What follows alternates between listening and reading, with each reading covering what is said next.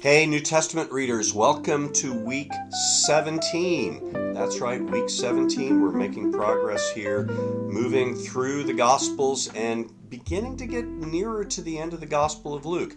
So, we have finally, with this week's readings, we are going to reach Jerusalem. You'll remember back in chapter 9, verse 51, Luke said Jesus set his face steadfastly to go to Jerusalem because he's already said when he goes to Jerusalem, he's going to be crucified there and God the Father will raise him from the dead. So now we see that happening.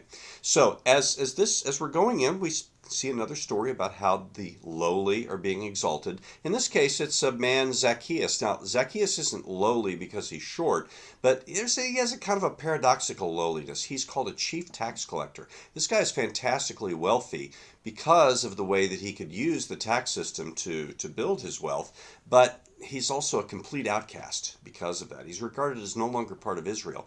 But Jesus is going to invite himself into Zacchaeus' home, and Zacchaeus is so impressed with Jesus' display of love and grace that he's going to say, anything I've cheated, I'll give back 4 times as much, and I'll give half of my goods to the poor, to take care of the poor. And Jesus will say, salvation has come to this house today, because this man too is a son of Abraham. He really does belong to God's people. Well, that leads us into a story where Jesus is explaining to people God's kingdom is not coming as quickly or completely as you think. It's more like a master going away to receive his kingdom and the servants having to remain faithful while he is gone. That's a favorite kind of story that Jesus tells.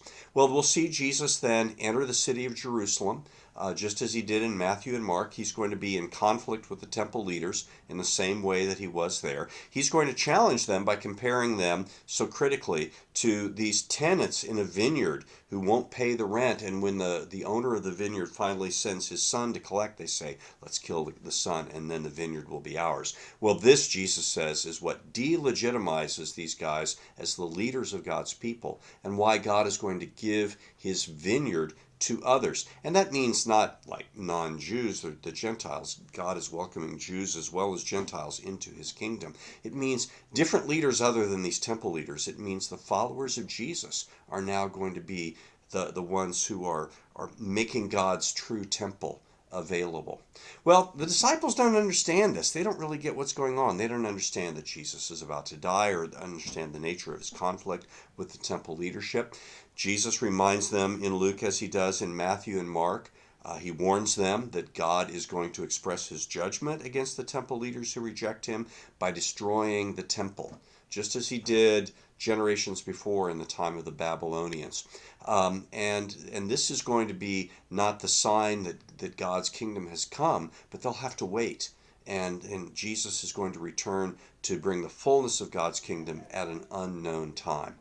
Well, then we're going to move to the upper room, and we're going to see Jesus explaining by means of the elements of Passover that he is dying for the sins of his people. And because of that, greatness is defined by serving others, not by lording it over others. Jesus is the Lord, but he comes to serve, not to boss. Okay, so enjoy your reading. And as we're coming into the new year, I hope that you continue to be blessed by this program that's going to take you through the entirety of the New Testament. God be with you.